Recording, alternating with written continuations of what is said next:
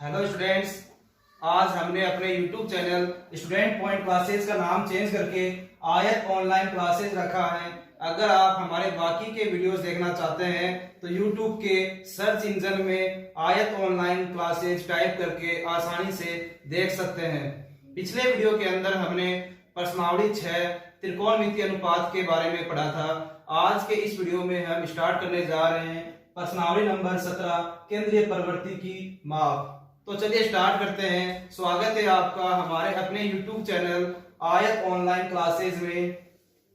Students, इस प्रश्नावली में से आपके एक बड़ा क्वेश्चन 6 नंबर का पूछा जाता है और आप इस प्रश्नावली में से आसानी से 6 नंबर बना सकते हैं। इस प्रश्नावली के अंदर हम 3 टॉपिक के बारे में पढ़ेंगे। हमारा पहला टॉपिक है माध्य, जिसको हम समांतर माध्य या औसत भी कहते हैं। इसको हम एक्स बार से लिखते हैं और इंग्लिश में माध्य को हम मीन कहते हैं।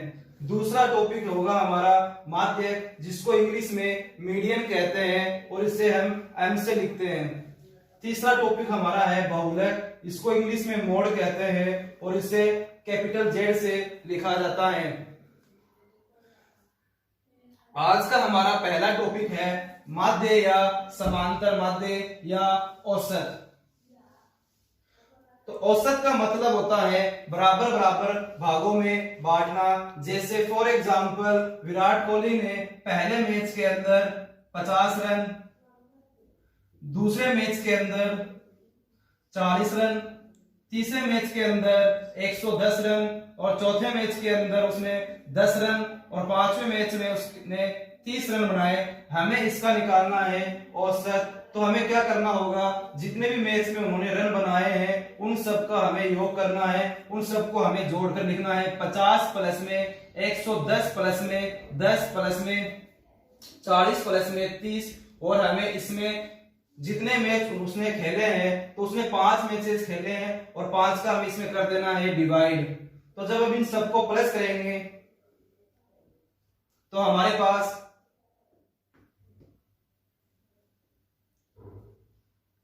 340 आएंगे और इसमें हम कर देंगे 5 का भाग। तो 5 का भाग जब हम इसमें 340 में देंगे तो हमारे पास आएगा 68। मतलब विराट कोहली ने जो 5 मैचेस खेले थे उनका जो औसत आया है वो हमारे पास आया है 68।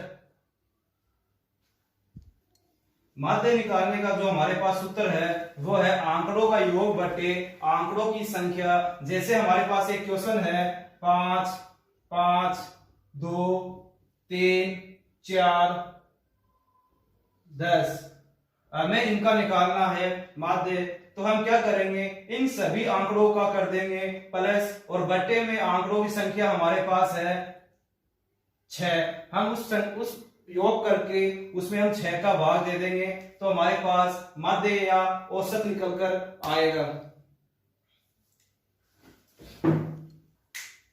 माध्य निकालने के हमारे पास 3 मेथड है। पहला मेथड है प्रत्यक्ष विधि, दूसरा मेथड हमारे पास है कल्पित माध्य विधि और तीसरा मेथड हमारे पास है पद विचलन विधि।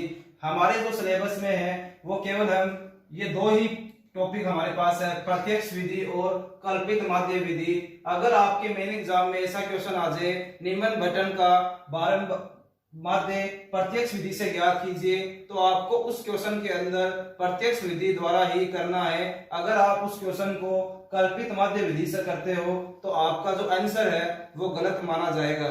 यदि आपके क्वेश्चन में ऐसे आता है निम्न बटन का माध्य ज्ञात कीजिए, तो उसमें आप इन दोनों मेथड में से के कोई भी मेथड आसान जो हो उसी मेथड से आप कर सकते हो।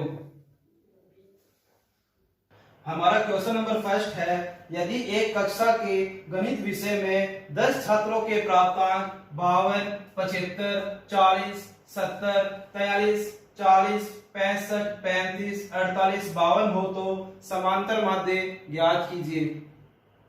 तो हम स्टार्ट करते हैं। तो सबसे पहले हम लिखेंगे समांतर माध्य का सूत्र। समांतर माध्य को हम x बार से लिखते हैं। इसका सूत्र होता है आंकड़ों का योग बटे आंकड़ों की संख्या। तो यहाँ पर हम x बार बराबर ये जितने भी आंकड़े दिए हुए हैं इन सब का हम करेंगे प्लस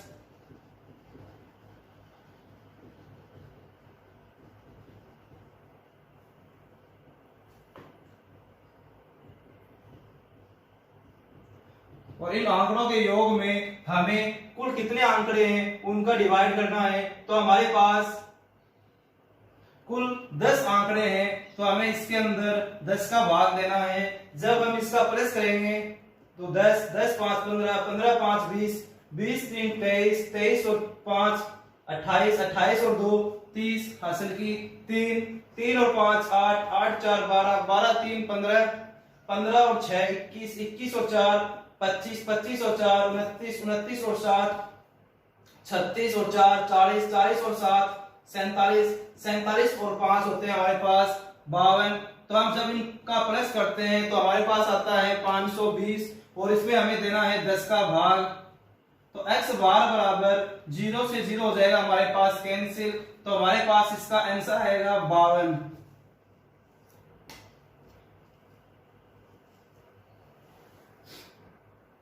हमारे पास जो क्वेश्चन नंबर 2 है, 4 है और 5 और 6, ये चारों क्वेश्चन जो हमने अभी थोड़ी देर पहले क्वेश्चन नंबर फर्स्ट किया था उसी प्रकार करना है। तो मैंने जो क्वेश्चन नंबर फर्स्ट जिस हिसाब से करवाया आपको इसी प्रकार 2 का क्वेश्चन, 4 का क्वेश्चन, 5 का क्वेश्चन और क्वेश्चन नंबर 6 की प्रैक्टिस करनी है।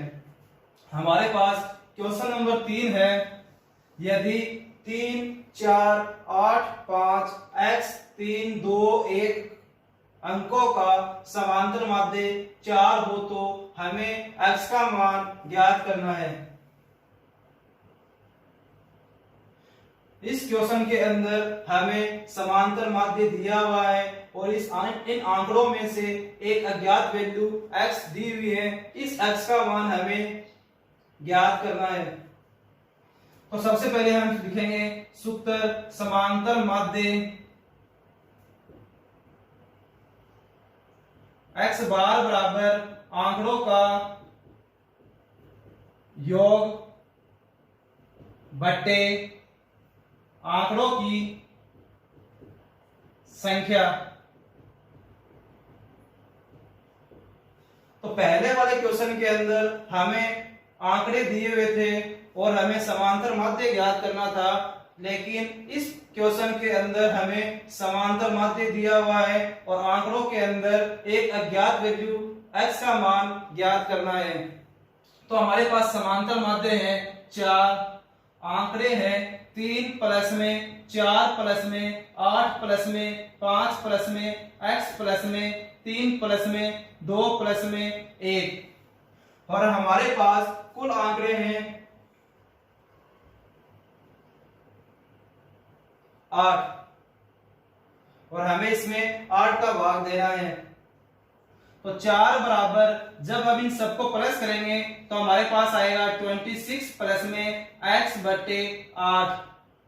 अब हमें यहाँ पर करना है वज्र गुना, 8 को करेंगे हम 4 से गुना, तो जब 8 को 4 से गुना करेंगे तो हमारे पास आएगा 32। 26 प्लस में x को 1 से गुना करेंगे तो 26 प्लस x आएंगे।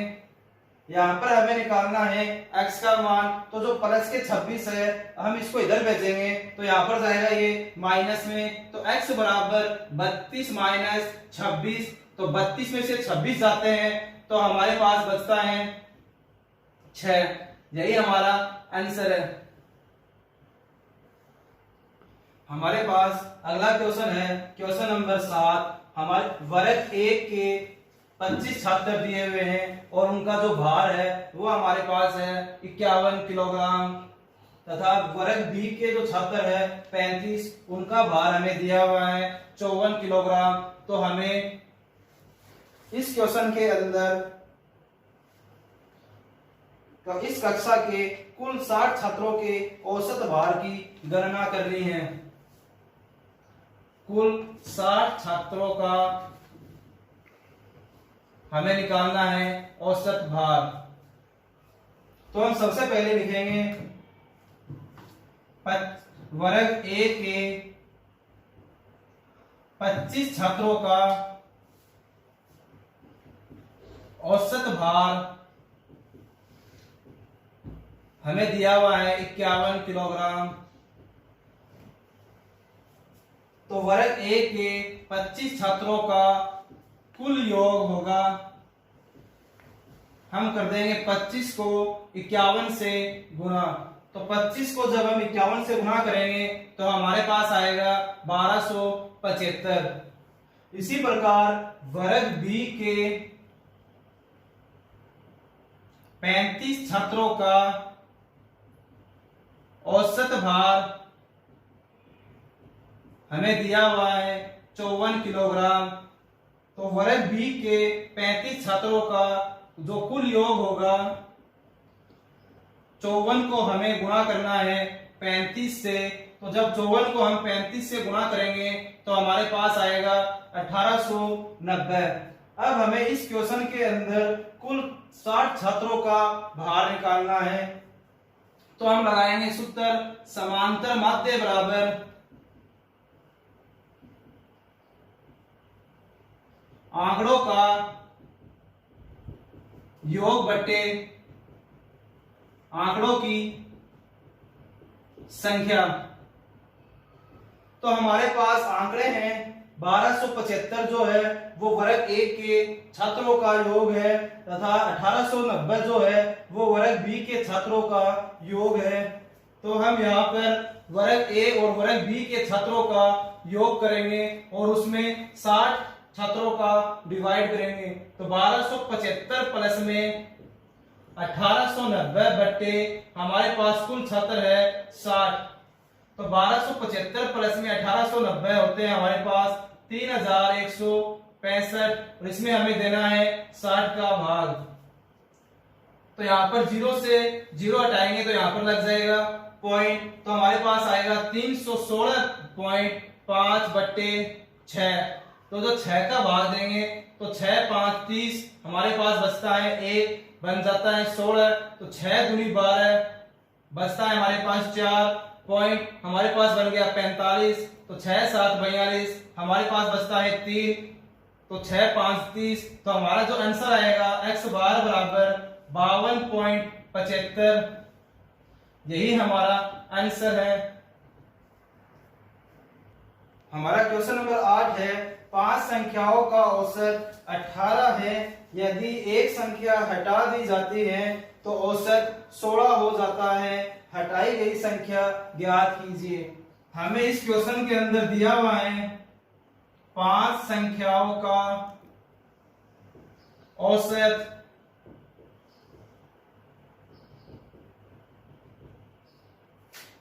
18। तो हम इन 5 संख्याओं का कुल योग निकालेंगे। 5 संख्याओं का योग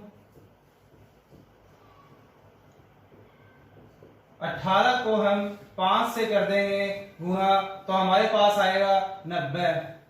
अब हमें इस क्वेश्चन के अंदर दिया हुआ है यदि एक संख्या हटा देने पर इनका जो औसत होगा वो होगा 16। तो हम लिखेंगे प्रश्नानुसार एक संख्या हटाने पर, जब हम एक संख्या हटाएंगे 5 में से तो हमारे पास बचेगी 4 संख्या। तो हम निकालेंगे शेष 4 संख्याओं का औसत हमें दिया हुआ है 16। तो 4 संख्याओं का कुल योग होगा 16 को हम कर देंगे 4 से गुणा तो हमारे पास आएगा 64। हमें इस क्वेश्चन के अंदर निकालना है हटाई गई संख्या। तो हम निकालेंगे हटाई गई संख्या बराबर मतलब 5 की संख्याओं का जो कुल योग है उसमें से हम 4 संख्याओं के कुल योग को माइनस कर देंगे तो हमारे पास जो हमने संख्या हटाई थी उस संख्या का मान आ जाएगा। तो हम लिखेंगे 5 संख्याओं का योग हमारे पास है 90 माइनस 4 संख्याओं का योग हमारे पास है 64। तो 90 में से जब हम 64 माइनस करेंगे तो हमारे पास बचेगा 26। यही हमारा आंसर है। हमारा नेक्स्ट क्वेश्चन है क्वेश्चन नंबर 9। यदि 13 संख्याओं का माध्य 24 है, यदि प्रत्येक संख्या में 3 जोड़ दिया जाए तो नए मादे में क्या परिवर्तन होगा।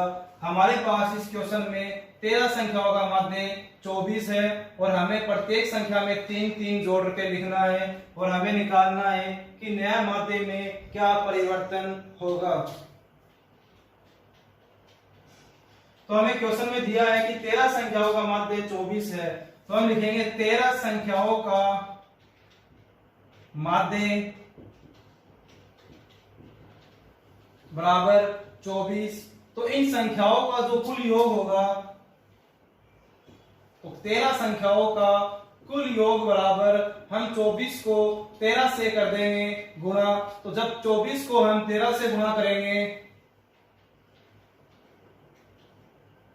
तो हमारे पास आएगा 312। अब हमें बोल रहा है कि प्रत्येक संख्या में 3-3 जोड़ना है। तो हमको पहली संख्या में 3 जोड़ना है, दूसरी संख्या में भी 3 जोड़ना है, तीसरी संख्या में भी 3 जोड़ना है। इसी प्रकार 13वीं संख्या के अंदर भी हमें 3 जोड़ना है। जब हम प्रत्येक संख्या में 3-3 जोड़ेंगे मतलब 13 को हम कर देंगे 3 से गुणा, तो हमारे पास आएगा योग नया 39। तो हम लिखेंगे प्रश्नानुसार प्रत्येक संख्या में 3 जोड़ने पर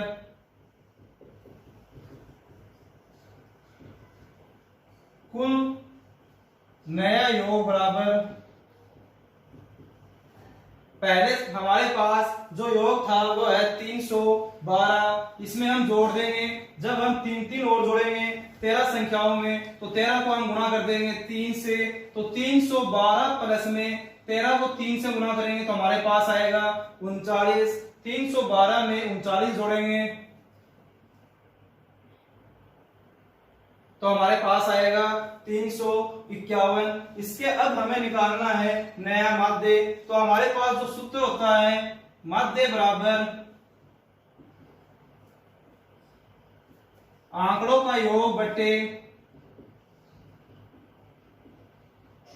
आंकड़ों की संख्या।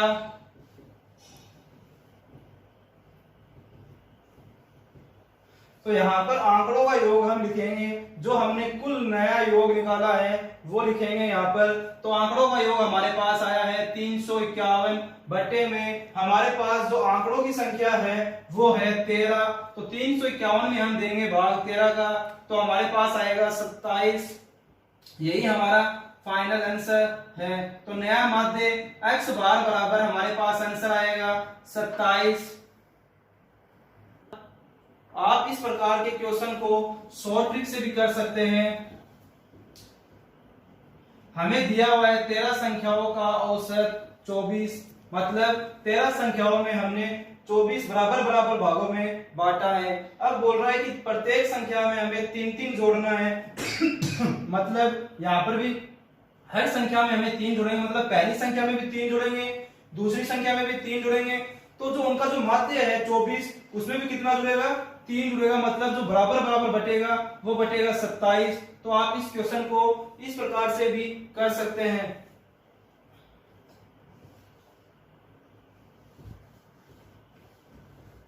हमारा लास्ट क्वेश्चन है क्वेश्चन नंबर 10। यदि एक विद्यालय में 5 कर्मचारियों का औसत वेतन 3000 रुपए हो, एक कर्मचारी के सेवानिवृत्त होने पर शेष 4 कर्मचारियों का वेतन 3200 रुपए हो जाता है, तो सेवानिवृत्त कर्मचारी का वेतन क्या होगा। तो जो हमने क्वेश्चन नंबर 8 किया था उसी प्रकार से ये क्वेश्चन भी हमें करना है। तो हम लिखेंगे सबसे पहले हमें दिया हुआ है 5 कर्मचारियों का, 5 कर्मचारियों का औसत वेतन हमें दिया हुआ है 3000।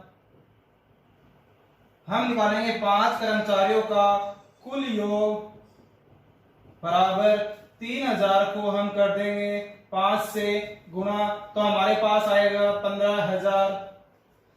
अब क्वेश्चन में बोल रहा है कि एक कर्मचारी है वो सेवानिवृत्त हो चुका है, मतलब उसने स्कूल छोड़ दी है। तो प्रश्नानुसार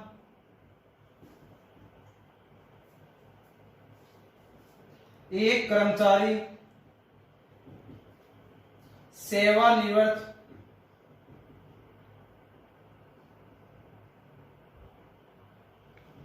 होने पर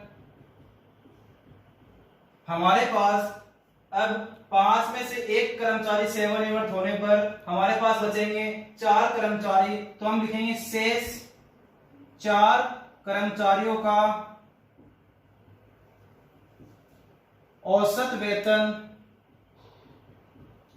दिया हुआ है हमें 3200 रुपए। अब हम इन 4 कर्मचारियों का निकालेंगे कुल योग। तो हमें 3200 को 4 से गुणा करना है। जब हम 3200 को 4 से गुणा करेंगे तो 4 को 0, 4 का 0 से गुणा 0, 4 को 2 से गुणा किया तो हमारे पास आएगा 8, और 4 को 3 से गुणा करेंगे तो हमारे पास आएगा 12। तो हमारे पास आता है 12,800। और हमें इस क्वेश्चन में निकालना है सेवानिवृत्त कर्मचारी का वेतन।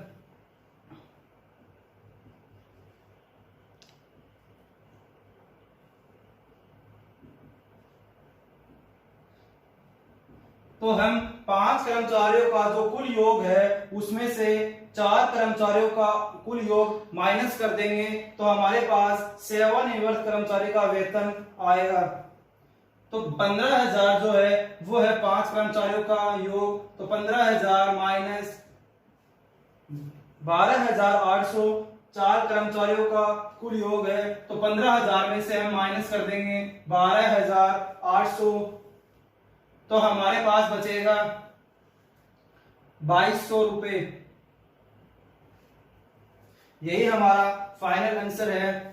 तो स्टूडेंट्स, आज के वीडियो के लिए बस इतना ही। अगर आपको इस प्रश्नावली के किसी भी क्वेश्चन में प्रॉब्लम हो तो आप मुझे कमेंट बॉक्स में कमेंट कर सकते हैं, या इस वीडियो के डिस्क्रिप्शन में मेरे मोबाइल नंबर है, उस नंबर पर मुझे आप व्हाट्सएप कर सकते हैं। अगर आपको ये वीडियो अच्छा लगे तो लाइक कीजिए, अपने फ्रेंड्स के साथ शेयर कीजिए, सब्सक्राइब कीजिए और बेल आइकन को प्रेस कीजिए ताकि हमारे आगे आने वाले जितने भी वीडियोज हैं उनके नोटिफिकेशन आपको आसानी से मिल सके।